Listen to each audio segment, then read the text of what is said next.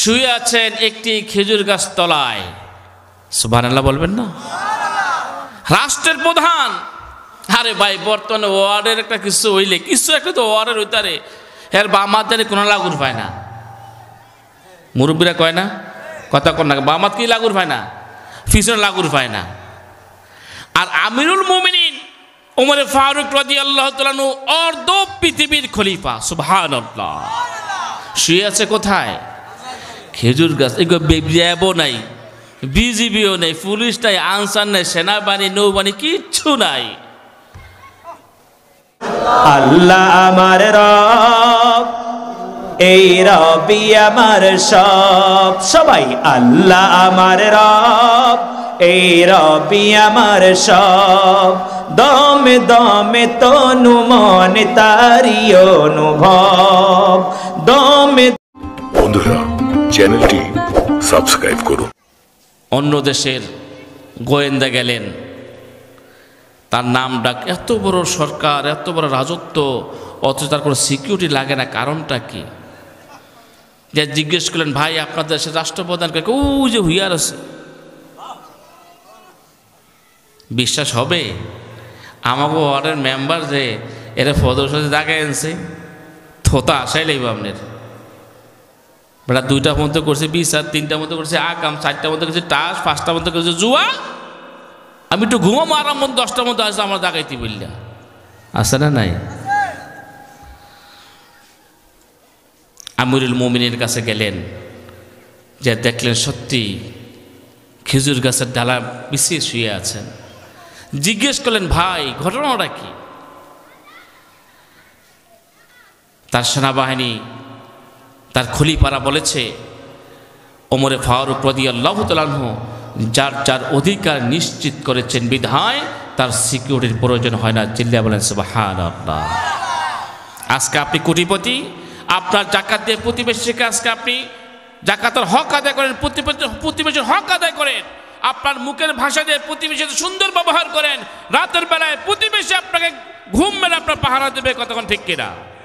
অথচ আপনার কথার কারণে মাথার মধ্যে পিস্তল দিয়ে উইন্দা বাইরে হয়ে যায়, ফেরের বাত নিশ্চিতে পড়িয়া যায়। এরকম অবস্থা প্রতিবেশী আছে না নাই? কথা কনে ঠাড়া পড়ে। আল মুসলিমু মান সালিমা আল মুসলিমুনা মিন লিসানি ওয়া ইয়াদি। মুসলমান তাকে বলে যার হাত এবং মুখ থেকে অপর মুসলমান নিরাপদে থাকে। চিল্লায়া বলেন সুবহানাল্লাহ। মুসলমান তো সে ব্যক্তি যার হাত আর মুখ থেকে অপর মুসলমান নিরাপদে থাকে। অথচ আজকে আমি মুসলমান দাবি করি, সকল আমল আমার দ্বারা ভালোভাবে হচ্ছে, হাতে 1000 দানা তসবিহ আদায় করি, কিন্তু হাত সবার আগে অন্যায় কাজে চলে। নাই, অন্যায় কাজে হাত চলে, মুখ দিয়ে কথা কইলি খালি গালি বাইর হয়, আশ করে গালি দেখো, 1 কাপ চা খাওয়া নাই, এরকম কি নাই? 1 কাপ চা খাওয়া, মারে গালি দিয়ে 1 কাপ চা খোঁজে। নাউজুবিল্লাহ মিন যালিক। এই জন্য আমাদেরকে মুত্তাকি হতে গেলে, মুসলমান হতে গেলে আমাদেরকে কি করতে হবে? প্রতিবেশীর হক, আত্মীয় স্বজনের হক, সবার হক আদায় করতে হবে। যেটা বলছিলাম, আগে পরিবারের হক, পরে প্রতিবেশীর হক, তারপর রাষ্ট্রের হক। হক সবার, আল্লাহর হক, সকল হক আমাদের আদায় করতে হবে। যদি আদায় করতে পারি তাহলেই আমার আমল নামা এই একটা আয়াত পরকালে নাজাতের উসিলা হিসাবে কবুল করবে। চিল্লায়া বলে সুবহানাল্লাহ।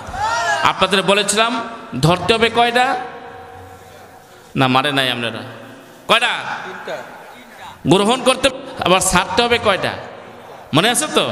আমি সংক্ষেপে, যেহেতু সময় কম, সংক্ষেপে বলছি। আমরা 3টা ধরবো। একটা হচ্ছে আদল, ইনসাফ। 2 নম্বরে এহসান, পরোপকার করা, এহসান করা। 3 নম্বরে নিকট আত্মীয়দের সাথে ভালো ব্যবহার করা। এই 3টা জিনিস ধরবো ইনশাআল্লাহ। যদি কারোর ভিতরে এইরকম 3টা বদ অভ্যাস থাইকা থাকে, আমি ইনসাফ করি না, এহসান করি না, আত্মীয় স্বজনের সাথে ভালো ব্যবহার করি না, তাহলে আজকে তওবা করে এই 3টা কাজ পুনরায় শুরু করতে হবে ইনশাআল্লাহ। আবার 3টা কাজ ছাড়তে হবে। সে 3টা কি? আল্লাহ তাআলা বলছেন, ওয়ায়ানহা আনিল ফাহশাই ওয়াল মুনকার ওয়াল বাগি। 1 নম্বর হচ্ছে ওয়ায়ানহা আনিল ফাহশা, অশ্লীলতা। অশ্লীলতা, ফাহশা। অশ্লীলতার ভিতরে কি আছে? প্রাথমিকভাবে আমার চাল চলন অশ্লীলতা হতে পারে, ঠিক আছে কিনা? আমার চাল চলন, আমার কথাবার্তা, আমার কাজ কারবার, এর ভিতরে অশ্লীলতার ভাব আসতে পারে। অশ্লীলতা হচ্ছে সমাজের মানুষ খারাপ করার প্রথম হাতিয়ার, কি ঠিক আছে কিনা? আমাকে সমাজের কিছু যুবক মাসালা দেয় যে হুজুর এক নজর চাওন তো সুন্নত। রাস্তা দিয়া হাইটা যাইতেছে একজনে, এমন চাওয়া চাইতে আছে, আল্লাহ মাফ করে যে কচ্ছপের চোখ হইতো তাহলে তো 12টা বাজে গেছে। মাসালা দেয় কি হুজুর এক নজর চাওয়া। এর ভিতরে যিনি যাচ্ছেন, আমার মা, আমার বোন, আমার মেয়ে, তার চাল চলন কিন্তু সুন্দর ছিল না, তার পোশাক পরিচ্ছদ সুন্দর ছিল না। আপনি যদি মার্কেটে যান, যদি সুন্দর ঢিলে ডালা একটি বোরকা পরে যান, উপর দিয়ে সুন্দর হেজাব পরে যান, হাতে মোজা, পা মোজা পরে যান, মার্কেটে যান, দোকানদার কি বলবে? যদি আপনি অবিবাহিত হন, ক্লাস 9, 10, ইন্টার অনার্সে পড়েন, তো এরকম হয়ে থাকে, দোকানদার কি বলবে? খালাম্মা কি লাগবে বলবে কি না? কি বলবে? খালাম্মা কি লাগবে, আসেন আমার দোকানে আসেন। আর যদি ডিস্কো মার্কা পোশাক পরে যান, যদি বুড়া হয়ে থাকেন, 40-45 বছর হয়ে গেছে, কিংবা আফা ভাবি কি লাগবে আমার দনে আইন, বলবে কি বলবে না? তা খালাম্মার সম্মান বড় না আফা ভাবির সম্মান বড়? সম্মানে দিতে দৌড়াই ঠিক আছে, কিন্তু খালাম্মা বলেছে তার অন্তর থেকে, শ্রদ্ধা থেকে, আর ভাবি আর আফা বলেছে চিৎকারি করে, কতক্ষণ ঠিক কিনা? এর জন্য অশ্লীলতা আমাদের সমাজ থেকে দূর করতে হবে। এই জন্য প্রথম কাজ হচ্ছে বাবা মা। প্রথম কাজ কি? আজকে বর্তমানে ইয়াং জেনারেশন কিছু সন্তানকে নষ্ট করতেছে বাবা। কীরকম?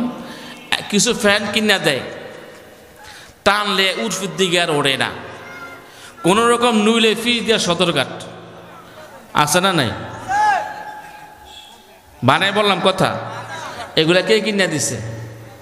বাবাই। বাবা যদি ছেলের কান চাপে যায়, ঘুরে একটা সবার থোবড়া তো সংস্কৃতি, থোবড়া তো সিরা ফ্যান নিন্দন, আমার টিএফ ফ্যান কিনবি, তুই বালা ফ্যান সিরা ফ্যান নিনবিকা, কি ঠিক আছে কিনা?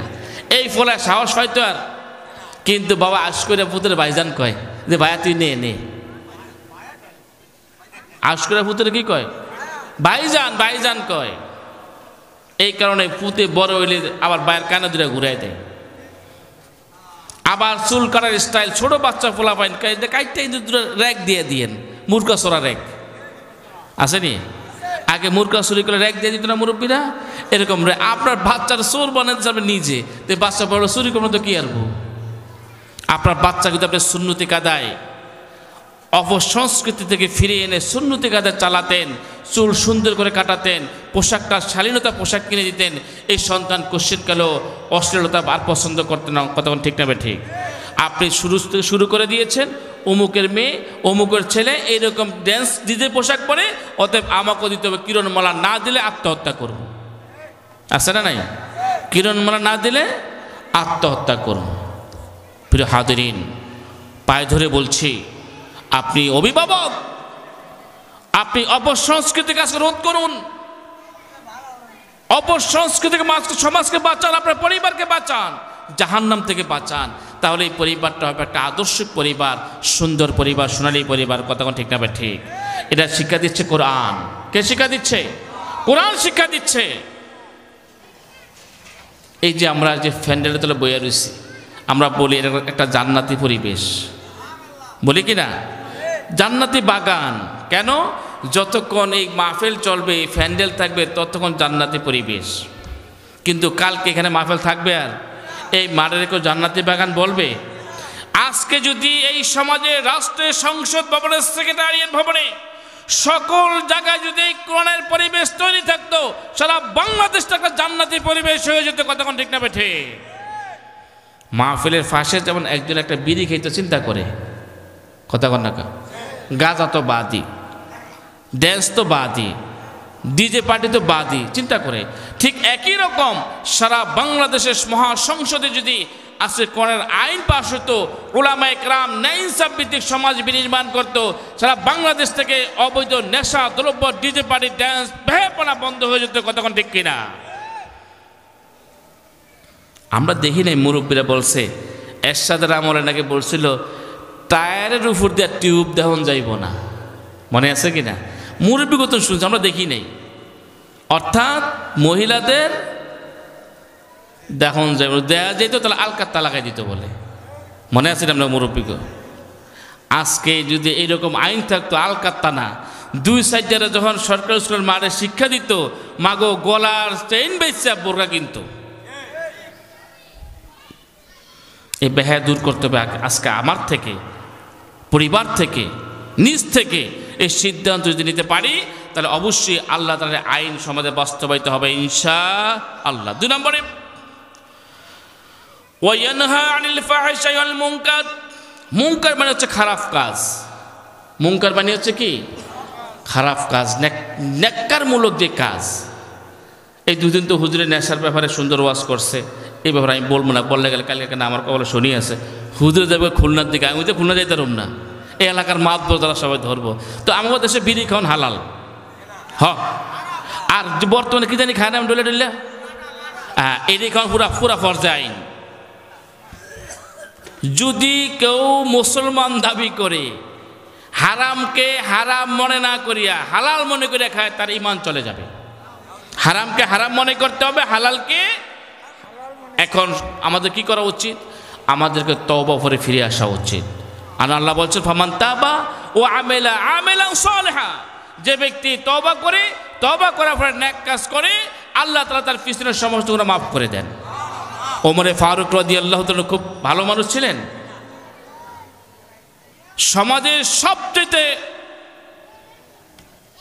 টাডালা মানুষ আছেন, কিন্তু যখন রাসূলের হাতে হাত দিয়ে কালেমা পড়ে মুসলমান হয়ে গেলেন, আল্লাহ তার পিছনের গুনাহ মাফ করে দিলেন। আজকে জাঙ্গালিয়া 7 নম্বরের সকল যুবক যারা অন্যায় কাজ করত, যারা সমাজকে আজকে নষ্ট দিকে ধাবিত হচ্ছে, এরা যদি আজকে তওবা করে, এই সমাজে তওবা করে তারা কোরআনের দিকে চলে আসে, আগামীকালকে এক একটা যুবককে ওমরের মতো আল্লাহ সম্মানিত করে দিতে পারেন কি পারেন না? আল্লাহ তাআলা আবু বকরের মতো সম্মান দিতে পারেন, উসমান আলীর মতো সম্মান দিতে পারেন, খুবাইব খাব্বাবের মতো একজন একটা বীর হিসেবে আল্লাহ কবুল করতে পারেন। কতক্ষণ ঠিক কিনা? অতএব আসুন, তাফসীর মাহফিল শুনে যদি আমরা পরিবর্তন না হই, কোনো লাভ নেই। আমি যে সিদ্ধান্ত নিয়ে জাহান্নামে যাব, আল্লাহ আপনাকে জান্নাতে নেবে না। আমাদের সিদ্ধান্ত নিয়ে আমি জান্নাতে যাব, আল্লাহ কোশ্চেন কালো আপনাকে জাহান্নামে নেবে না। কতক্ষণ ঠিক নেবে ঠিক? এই জন্য 2 নম্বর কাজ হচ্ছে খারাপ কাজ। খারাপ কাজ কোনটা? প্রথমে বলেছি, ইমামে আজম আবু হানিফা রাহমাতুল্লাহ বলেছেন, বেকুবে যেটা করছে, বেয়াদবে যেটা করছে, এটা আমি করি নাই, ঠিক কিনা? এটা যেটা করি নাই, এটাই ভালো কাজ করছি। অতএব সমাজের যারা খারাপ কাজ করে, যেটা তাদের খারাপ মনে হয়, দাঁড়ায় ফোর্সা করা ভালো কাজ। মুরব্বীর সামনে বিড়িকা ফু দেওয়া ভালো কাজ। একজনের মায়ের অন্যান্য টানাটানিকে ভালো কাজ। রাত্রেবেলা মিস কল দেওয়ান ভালো কাজ। এই মুহূর্তে রাত্রে 12 ফুটে মিস কল দেওয়া ভালো কাজ। এই যদি বাদ দিয়ে খারাপ কাজটা ফিরিয়ে ভালো কাজে আসতে পারবে, ওইটাই হচ্ছে ইমানদারি, ওইটা হচ্ছে ভালো কাজ। চিল্লাগান সুবহানাল্লাহ, পারা যাবে ইনশাআল্লাহ। তবে আমরা মিসকালে গো দিবেন না, কারণ সব বুড়া মানুষ। মিসকাল দিবেন কারে? এটা দরকার যুবকের, ঠিক আছে কিনা? কার দরকার? যুবকরা আজকে যদি এরকম আদর্শবান হয়ে যেত, যে যুবক নারীর ইজ্জত হরণকারী, সেই যুবক নারীর ইজ্জত রক্ষাকারী হয়ে যাবে। চিল্লা বলে সুবহানাল্লাহ। সময় যেহেতু কম, 7:30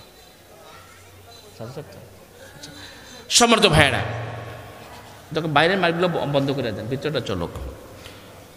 আল্লাহর হাবিব সাল্লাল্লাহু আলাইহি ওয়াসাল্লাম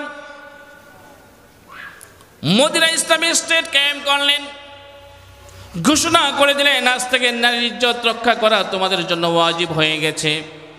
একজন মা সন্ধ্যার পরে আধার রাতে তার বাড়ি যাচ্ছেন, আত্মীয়ের বাড়ি যাচ্ছেন, মরুভূমিতে হেঁটে যাচ্ছেন। কিছু দূর যাওয়ার পরে হঠাৎ করে দেখলেন একজন যুবক ধাওয়া ধাওয়া করে আসতেছে। যখন কাছাকাছি চলে আসলো, মা আল্লাহু আকবার শব্দ করে মরুভূমির উপরে বসে পড়লেন। যুবক বললেন, মা আপনার কোনো ভয় নেই? সুবহানাল্লাহ। কি বললেন? মা আপনার কোনো ভয় নেই। যদি কোনো যুবক কোনো মেয়েকে মা বলে, তার ইজ্জতের কার ভয় থাকতে পারে? এটা শিক্ষা দিয়েছে ইসলাম, শিক্ষা দিয়েছে কোরআন, শিক্ষা দিয়েছেন মুহাম্মদুর রাসূলুল্লাহ সাল্লাল্লাহু আলাইহি ওয়াসাল্লামের আদর্শ। আজকে সমাজে সৎ নেতা, সৎ আদর্শ না থাকার কারণে আমার মা, আমার বোন স্কুল কলেজে যাচ্ছে, ইজ্জত নিয়ে ফিরে আসতে পারবে কিনা সন্দেহ হচ্ছে, কতক্ষণ ঠিক কিনা। এই জন্য আমাদের কি খারাপ কাজ থেকে ফিরে থাকতে হবে, অন্যায় কাজ থেকে ফিরে থাকতে হবে। ওয়াল বাগি, সর্বশেষ নাম্বার হচ্ছে সীমা লঙ্ঘন থেকে ফিরে থাকতে হবে। পৃথিবীতে সবচেয়ে বড় সীমা লঙ্ঘনকারী হচ্ছে ফেরাউন। সীমা লঙ্ঘনকারীকে জোরে বলেন। খারাপ লাগতেছে মানে আত্মীয়, আপনাদের আত্মীয় লাগেনি তো বলতে অসুবিধা কি? ফেরাউন হচ্ছে সবচেয়ে বড় সীমা লঙ্ঘনকারী। তার কারণ হচ্ছে ফেরাউন নিজেকে নিজে আল্লাহ দাবি করেছে, খোদা দাবি করেছে, রব দাবি করেছিল। ফেরাউন বলেছিল আজ থেকে এই সমাজের ভিতরে একমাত্র আমার আইন চলবে, কারো আইন চলবে না। যখন আল্লাহর আইন বাদ দিয়ে নিজের আইন চলা শুরু করে দিয়েছে, তখন আল্লাহ বলছেন ইজহাব ইলা ফিরআউনা ইন্নাহু তাগা। আল্লাহু আকবার।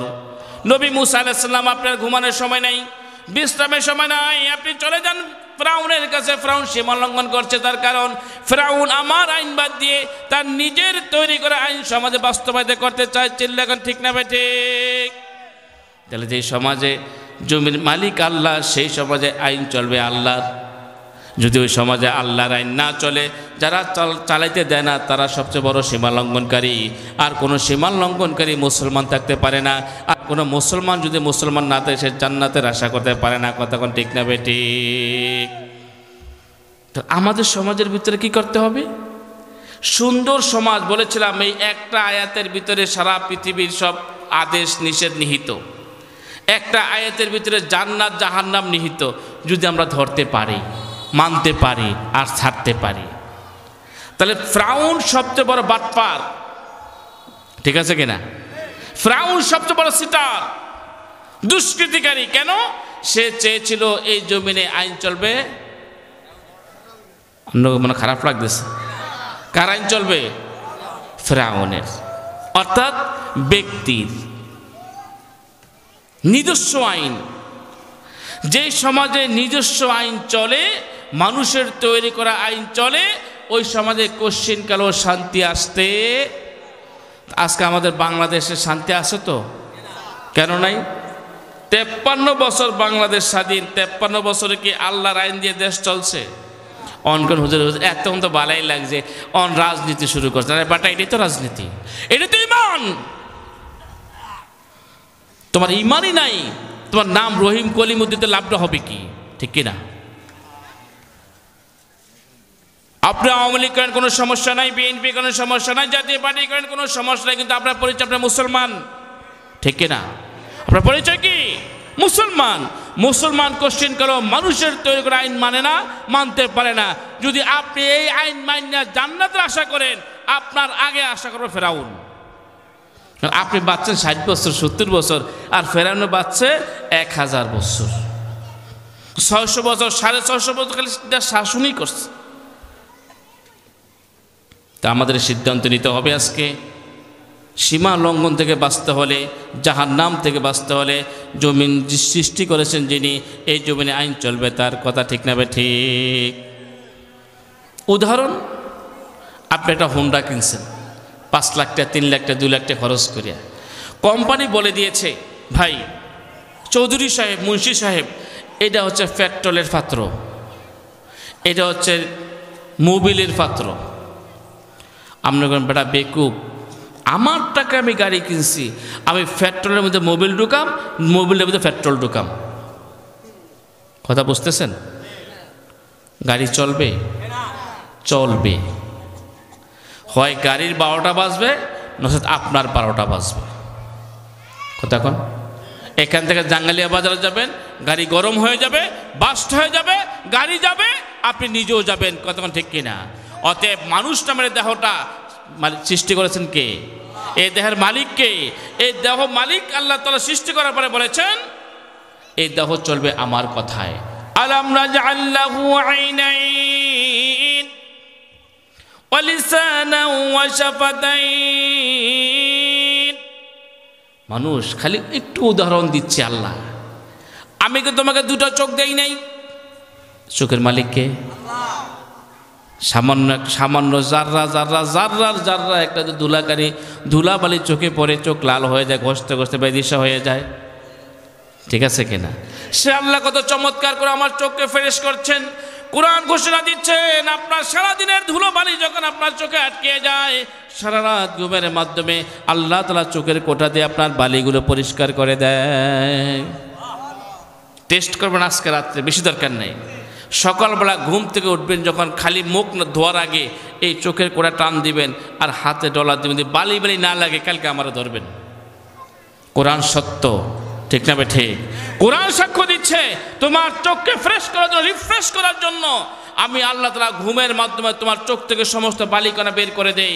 এরপরও এই চোখ দিয়ে তুমি অন্যদিকে ইসলামের দিকে পাকা নজরে তাকাবা, তোমার চোখকে আমি আল্লাহ খুলে দিতে পারি। কথা ঠিক না বেঠে?